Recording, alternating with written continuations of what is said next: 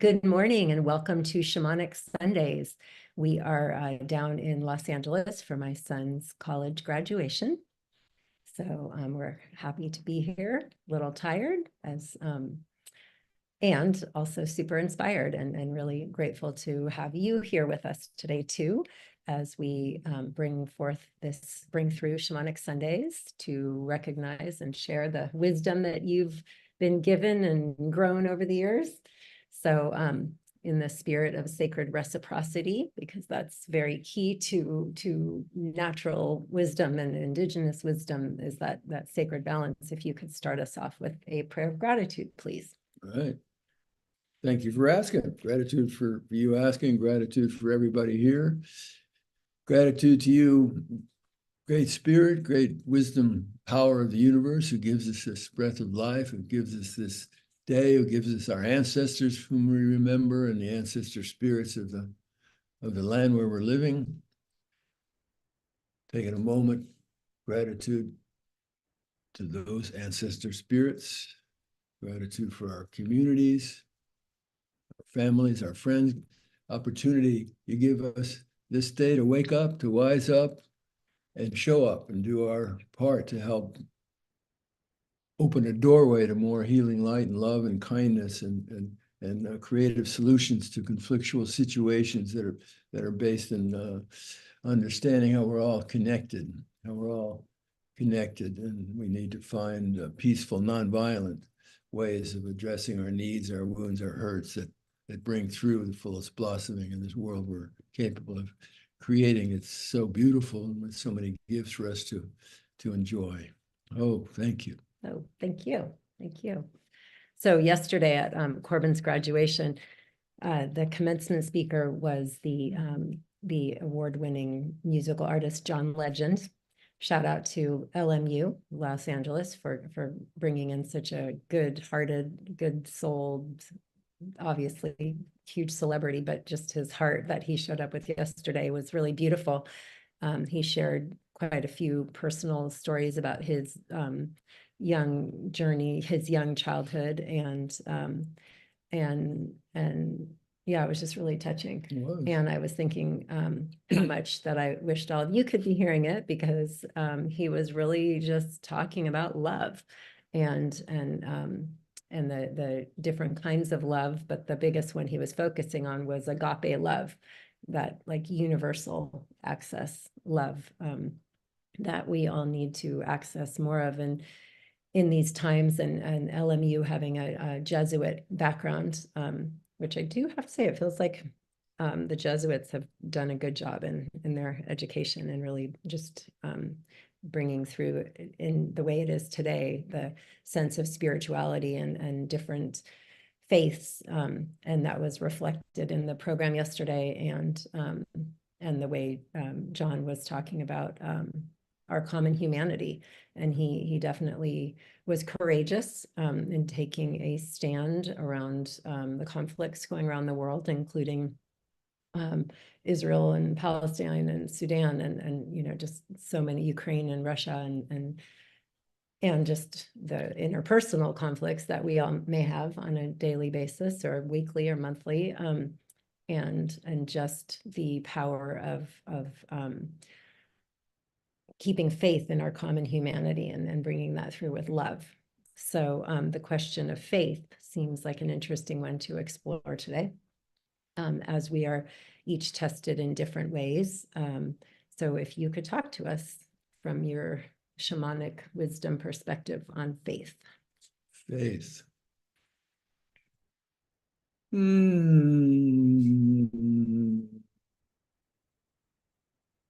Seems to me faith is a hand in glove connection with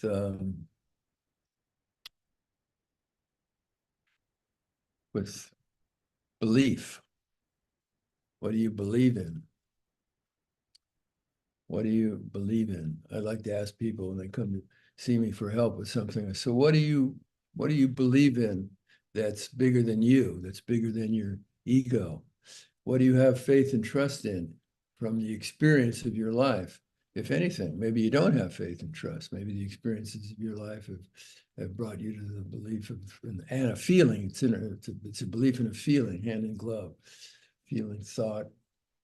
One feeds the other. So what are you feeling? What do you believe in? What do you feel faith and trust? Trust being that you believe it's true, it's reliable, you can count on it. It's you're not wondering, it's kind of like when you do those trust falls backwards, you know, people that hold their hands together and catch you. And the first time you do that, that's pretty scary because your body doesn't want to lean backward into the abyss and let go. But you're working on the muscle of faith and trust that those people aren't going to let you down when you fall backwards.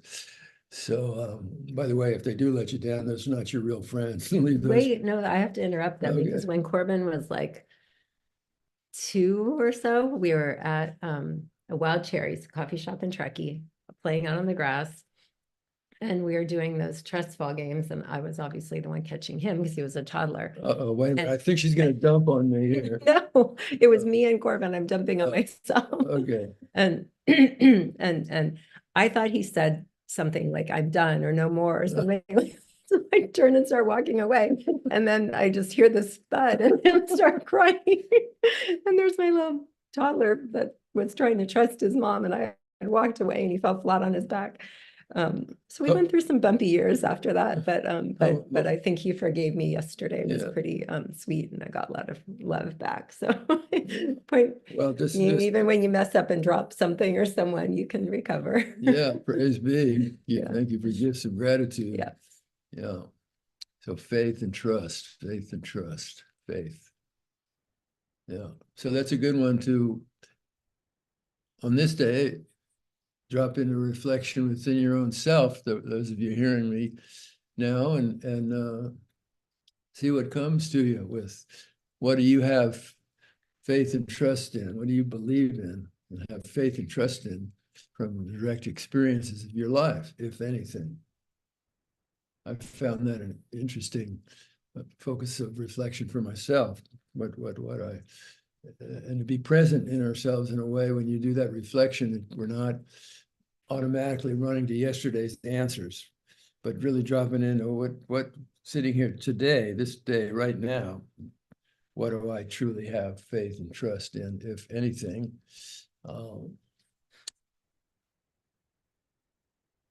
And looking at identity,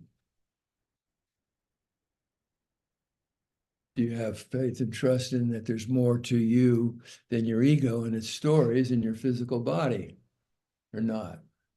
That can be an interesting point of reflection, exploring your relationship to faith and trust. So I don't know how it is for you, but for me, I can't go wrong by going back to nature, by opening up to consciously connecting and attuning and paying attention to nature, the wisdom teachings of nature. And so I have faith and trust that tomorrow the sun's going to rise in the east. I've got faith and trust in that. It's not a vague, I'm not sure about that. I hope so, but I'm not sure. You know, there's other things going on here. And no, I got faith and trust that whether the world's here or not, the sun's going to shine tomorrow on a new day. And I have faith and trust in I can just dive into nature. That after the death of fall, I've trust in the wisdom of the seasons, what we call the seasons, the changing energy seasons, that there's a certain season in the energy field as it rotates through space, infinite space, and the quantum vacuum and dark energy and dark matter and on 95% of what's going on. Our scientists don't have a clue of explaining. So always good to have a little humility in the face of great mystery.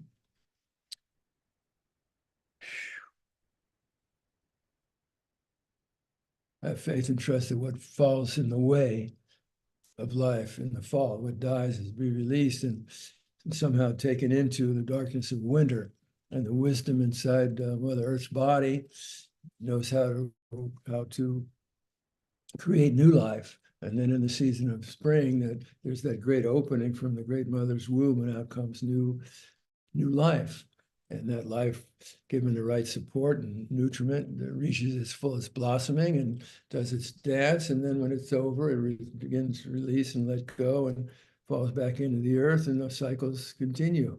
And the great cycles of life continue on. They're getting stronger now because of the impact we've had with our pollutants into the air and interfering with the powers of nature in a disrespectful and abusive way, where we just take and don't give back. And we're getting the feedback of how that works in a system in which everything's connected. So it also brings up for me faith and trust in timing, the timing of the deeper wisdom, cosmic cycles of nature, bigger than my ego's timing or my rational intellectual mind that puts things in boxes, embedded in infinite mystery. So I trust the mystery on its deepest level knows exactly what it's doing and manifesting in and through us, giving us this opportunity in these challenging times that we've created, we the two-leggeds, to see how we show up, how we respond to what's triggered inside of us by the many of the horrors of what's going on in the world, and how we create a response to that. Do we create a response to that just shuts it down into despair and depression or anger and violence, or do we use it somehow to heal inside of us so we can create a response that opens a doorway through bringing more agape love in to activate the creative infinite access we have, the access we have to infinite creativity for wisdom guidance stronger than ego about how to create a win-win, peaceful and just, harmonious, beautifully diverse world for all. So I have faith that that's possible. Whether it's going to happen or not, that I don't know. That's the mystery. It sees how you and I, all of us, show up in these next few years. Oh, thank you. Got going on that one, didn't we? Yeah, it's good. It's good. All right. John, a legend yesterday, was talking about his roots as a preacher coming from a preacher family. So, you just were tapping into your preacher man heart. I'm a walking, talking, rooting, tooting, preaching, teaching, medicine man of the spirit. Yes, you are. So something you said about giving yourself, to have faith, sometimes you need to make sure you're giving yourself the right nutrients, right? To feed that faith and trust muscle. Yeah, keep going on that. Yeah. I didn't exactly say that, but we'll keep going with what's happening for you. Okay, that was what I heard. Yeah. And it made me think, just this Sunday morning gathering, I hope is a little bit of that nurturing for folks out there. Right. And oftentimes there's periods where we don't feel a lot of faith or trust in anything. And so, yeah, you and I, both definitely get that refill from nature. Praise be. Yeah. I was just thinking sometimes nature doesn't feel as accessible to people, when you haven't been out in nature in a long time. I mean, fortunately, most of us can at least look out a window and see the sky somewhere, maybe a treetop, and the sun coming up every day, as you were sharing, and the gift of that. That if you could just lead us through a visualization of tapping into faith when things feel really dark all around us. All right. Thank you. Dropping right into darkness, closing our eyes and letting our awareness become aware, noticing our awareness, becoming aware of what we experience with our eyelids closed, just noticing what we experience, what you experience, what each of us experiences with our eyes closed. Scientists tell us retinal cells keep firing even when our eyes are closed. So there's, excuse me,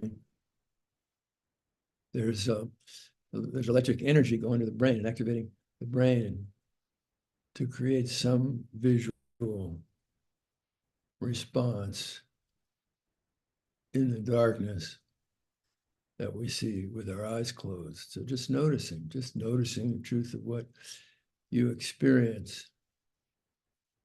And in the darkness, for me, I see light. I see dancing energy, energetic red, kind of yellow light. What do you see, Kimmy? What do you see with your eyes closed? Well, I have my eyes open because I checking the chat with Oh, people. okay. But when I do close my eyes, I often just see faces of people I love, naturescapes. And sometimes when I feel like when I'm in a more meditative state, just that sort of black with the little specks of starlight all around. Yeah, that's what I'm Yeah. talking about. Yeah. Yeah. That's another way of saying it. Black with specks of starlight. Dancing energetically. Yeah, exactly.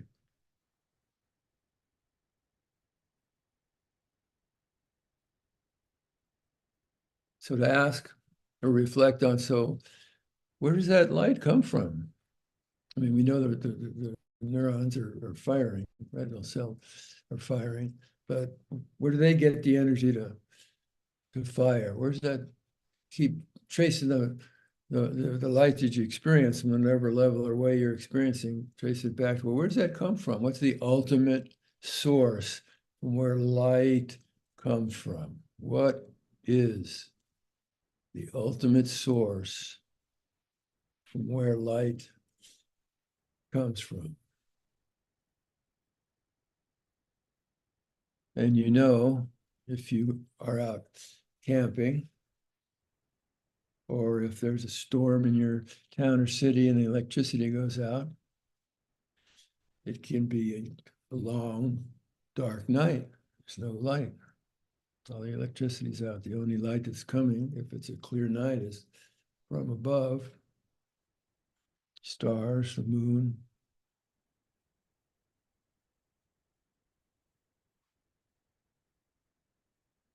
Is the ultimate source from where light is coming. And it's coming. It's happening. It's happening in our awareness right now. The specks of starlight or sparkles or however it is you see that light. So I offer to you the fact that we can go inside no matter how dark it is and find light. I offer that to you as a thought form. That as dark as it gets on whatever, in all levels, I can always, if I choose, to go inside and connect with light. I don't have to create it. I don't have to force it. I don't have to make it be there or happen. It's there. And I can just open to it. I can let the warmth of that light, you can feel into, open feeling sensory to the warmth of that light and let it flow to places where there's maybe contraction and tightness and rigidity from fear. It's one of the responses that happens when we get fearful and anxious. We tighten up, we constrict, which actually then inflames the system in a way that leads to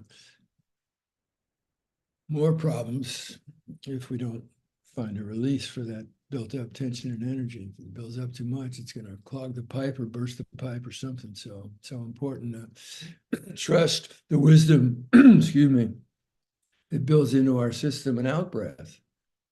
I trust the wisdom that knows how to create the physical manifestation that we are of atoms with neutrons and protons and electrons and quarks and gluons holding the quarks together, gluons, an energy that brings things together in balance with the energy that expanding out, the wisdom, the in, the out. I trust that wisdom. I trust that that wisdom knows what it's doing in the design of a human body. Being able to breathe in the new, breathe out and let go of any energy, thought forms, images, associations, sensations of suffering or hurt or fear, anxiety, just breathing into it, breathing out, letting go. And then there's a little more opening for the next breath, bringing in clean, pure energy. I was asking us that question. What do you want to create? What experience do you want to create for yourself? Go create with this breath that I give you to experience being alive in this moment, which, oh, by the way, is the only moment you have. So you might want to really choose wisely what you want to experience this moment. Trust that you're given the opportunity to make a conscious choice about that, rather than just letting the energy flow automatically to unconsciously conditioned old patterns that usually are based on a faulty perception of separation and therefore fear and anxiety. Letting it all go and opening up to love's healing flow. Every time you breathe in, you can trust. If you're breathing in, there's some energy force coming into you you didn't create. Creative power of the universe created that breath of life, has given it to you. You can trust that. If you're alive, you're being breathed by that creative wisdom power of the universe. So these are just some simple ways of using your direct experience. It's not abstract. It's your direct experience, which is always your best teacher, of how to strengthen the muscle of your faith and trust, making conscious choice about what you put that powerful medicine gift of faith and trust into, making sure you've done your homework to get the information about how to be in respectful, humble, right relationship with those powers, those dynamics of that situation. And then if your intention is to try to find a way to open a doorway to bring through fullest blossom and greatest good of what's possible in that situation, whatever it might be, if that's your intention, you can trust you will get some guidance about how to show up and do that. Your part to contribute to that opening of a doorway. So there's many things you can trust in this world. There's so many things that are people who are not trustworthy, or stories or things you hear in the internet or whatever, social media, and that aren't true and aren't accurate. Ignorance, arrogance, blindness. Remembering the saying that Jesus says on the cross, "Forgive them, Father, they know not what they do." So he's talking about they're asleep. When we're asleep, we don't know what we're doing. We're just automatons in the ways we've been unconsciously conditioned into a very tight, constricted understanding of who we are and what we are.